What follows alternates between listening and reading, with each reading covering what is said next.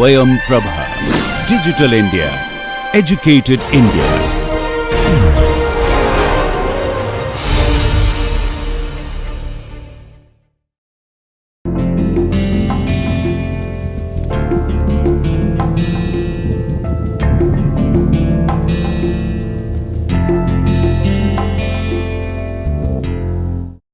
So far what we've considered in the transfer theorem is the product and second moment of area when the centroid is displaced with respect to the origin of a given system. Now we want to look at another transformation where given an area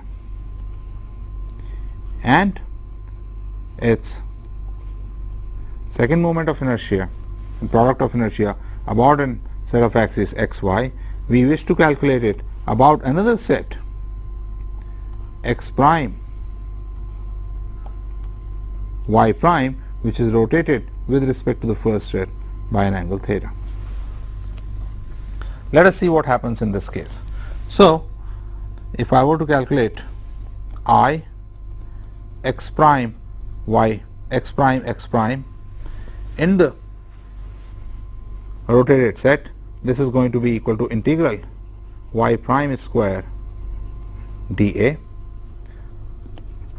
I y prime is going to be equal to x prime square dA, and I x prime y prime and the second frame is going to be x prime y prime dA, where we choose a small area dA whose coordinates in the original system are x and y, and in the new system are x prime y prime.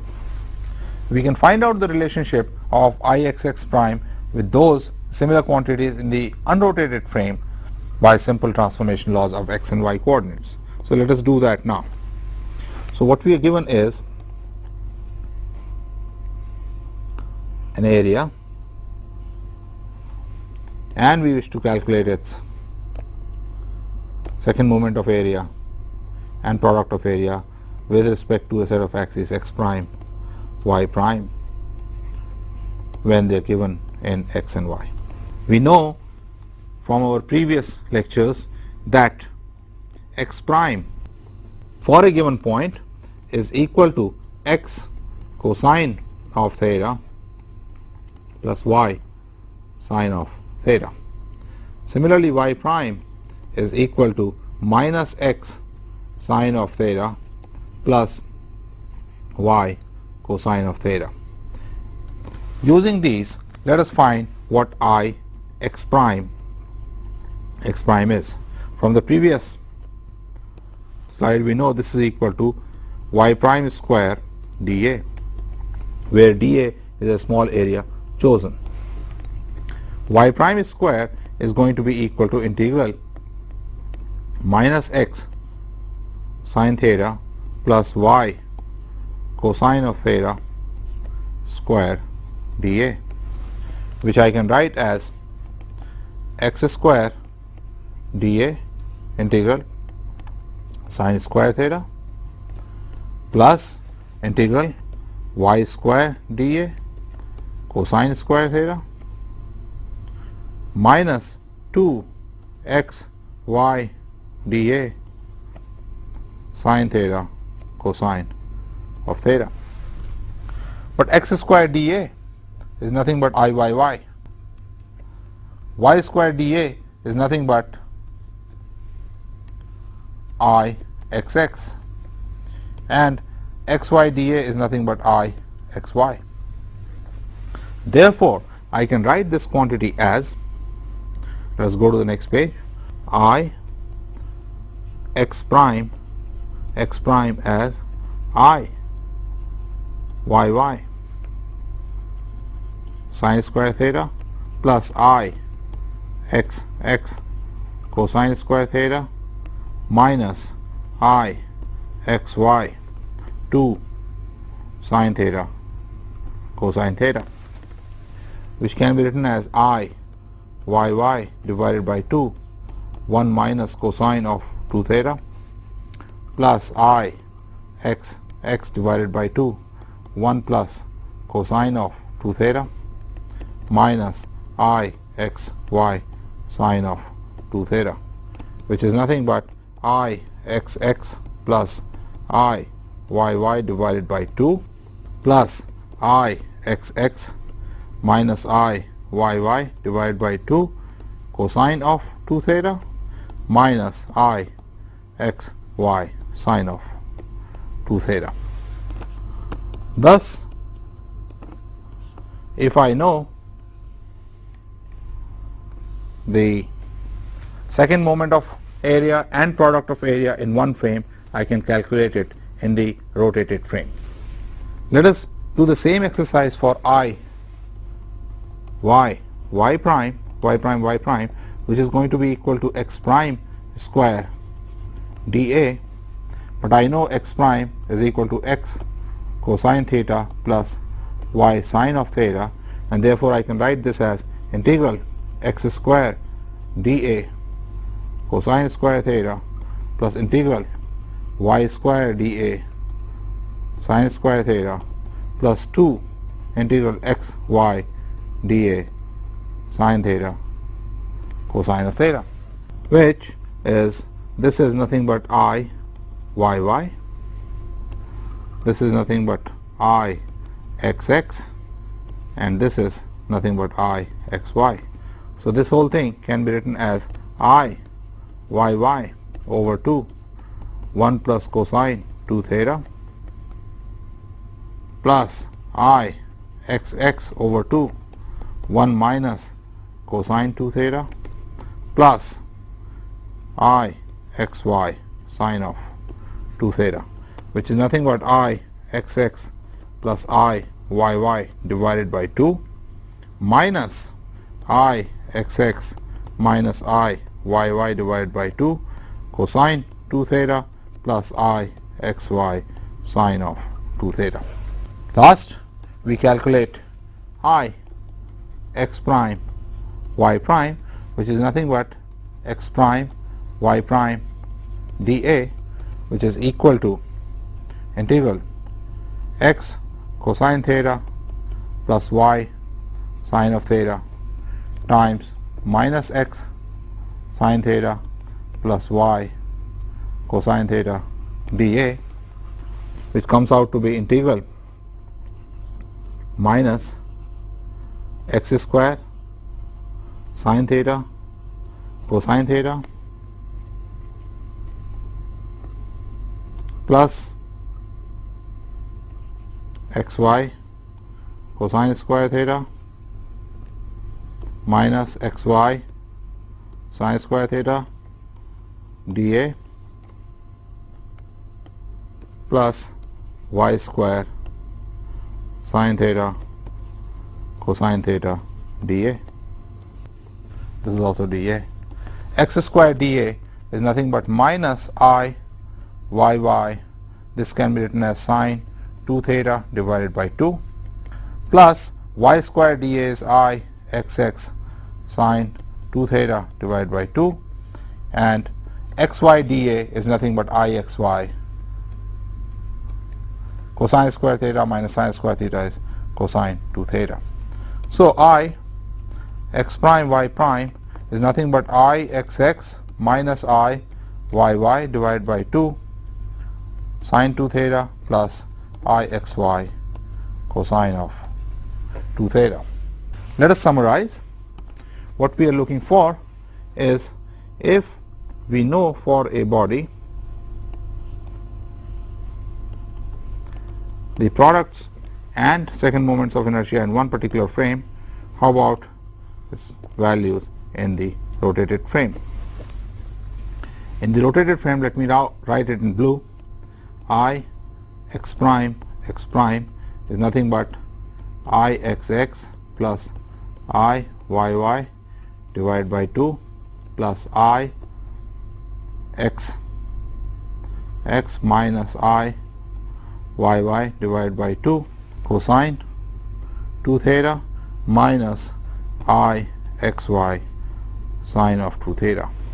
Similarly, I y prime is going to be I xx plus I yy divided by 2 minus I xx minus I yy divided by 2 cosine 2 theta plus I xy sine of 2 theta, and I x prime y prime is going to be equal to I xx minus I yy divided by 2 sine of 2 theta plus I xy cosine of 2 theta.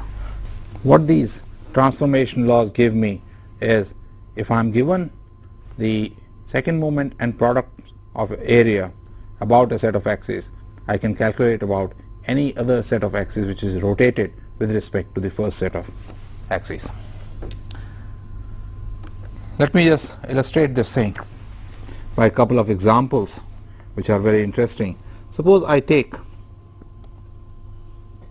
a circular area. For a circular area, no matter how I choose my rotated set of axes, let's take a third one like this, the circle always looks the same, and therefore I xx and I yy should always come out to be the same no matter what the cosine theta or sine theta is, and I xy should always come out to be 0. Let us see if that happens. So I xx we saw already is I x prime is I xx plus I yy divided by 2 plus I xx minus I xy divided by 2 cosine of 2 theta minus I xy sine of 2 theta.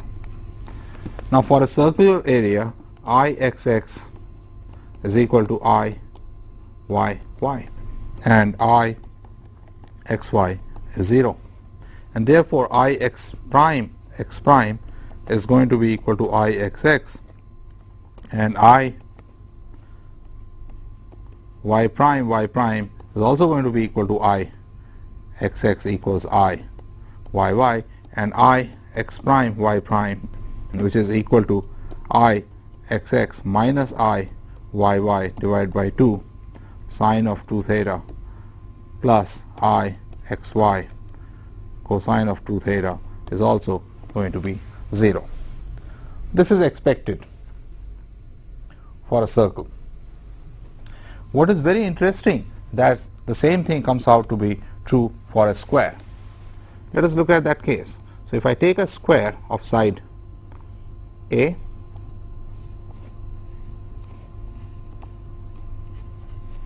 we have already calculated that I xx for such a square is a raised to 4 over 12, and so is I y, where these are the x and y axes, and I xy is 0.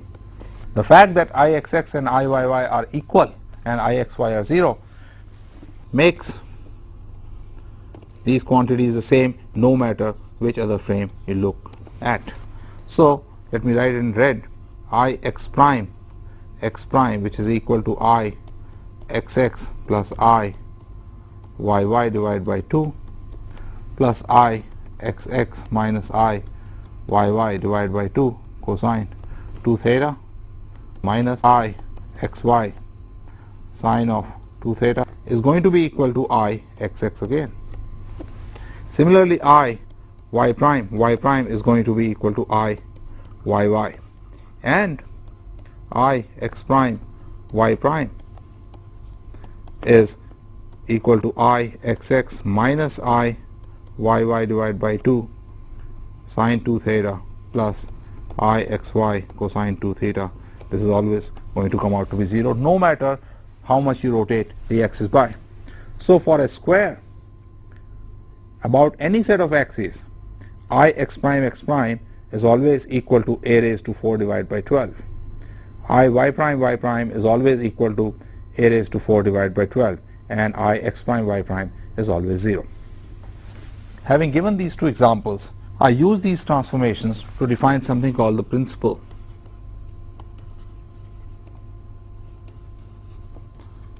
set of axes. So, given an area, I look for those set of axes, let me call them x and y, so that I x y is 0, or rather give them a special name I x bar y bar, so that I x bar y bar is 0. How do we accomplish that?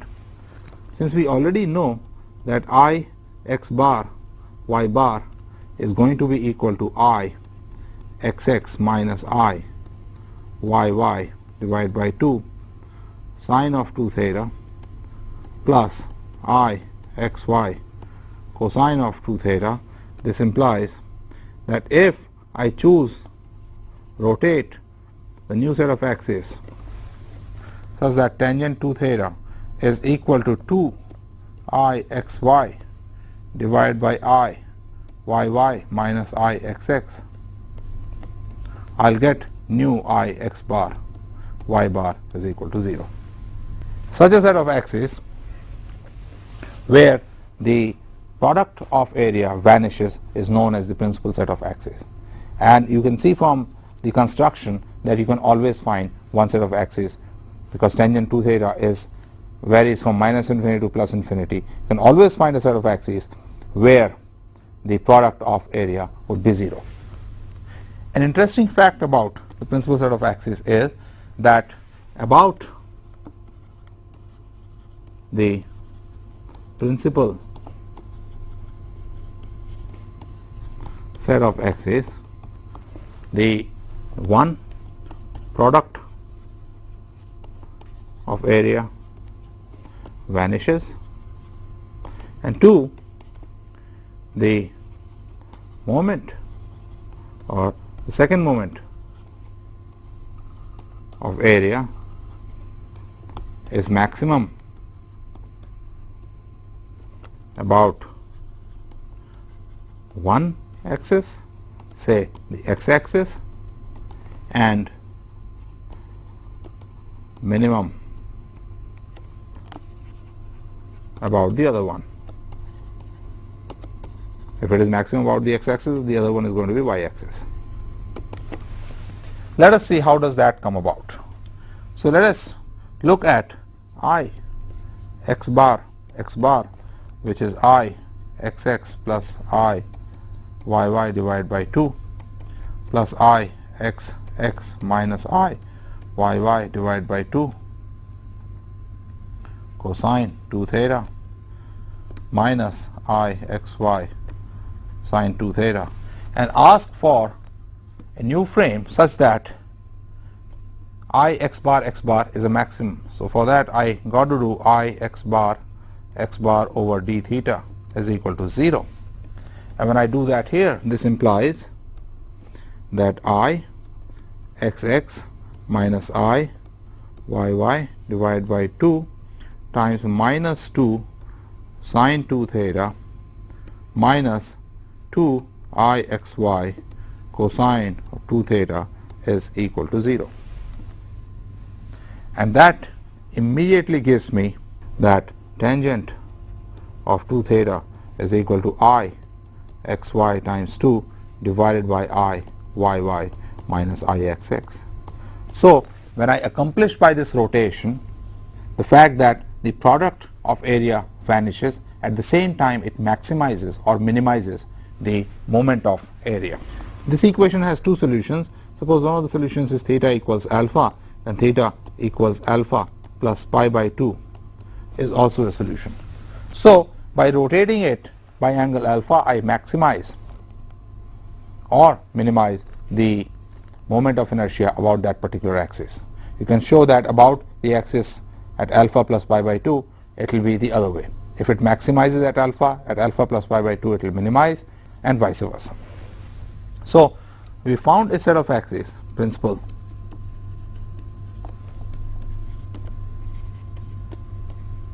such that not only the product of area vanishes, the second moment of area is also either maximum or minimum. If it is maximum about the x axis, about the other y axis, it becomes a minimum. If it is minimum about the x axis, it becomes maximum about the other axis, the y axis. Having made this point, let me now define something for you which is known as the polar moment of area. This is usually written as J, which is nothing but I xx plus I y, and therefore is equal to integral x square plus y square dA or r square dA. Given any area, r square for a small area chosen is independent of which set of axes we are talking about. So this is independent of the set of axes chosen.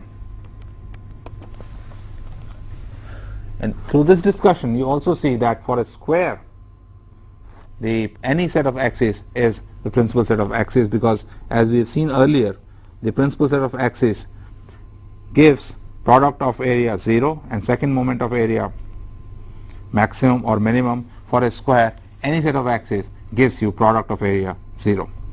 So therefore any set of axes chosen for a square or a circle is the principal axis.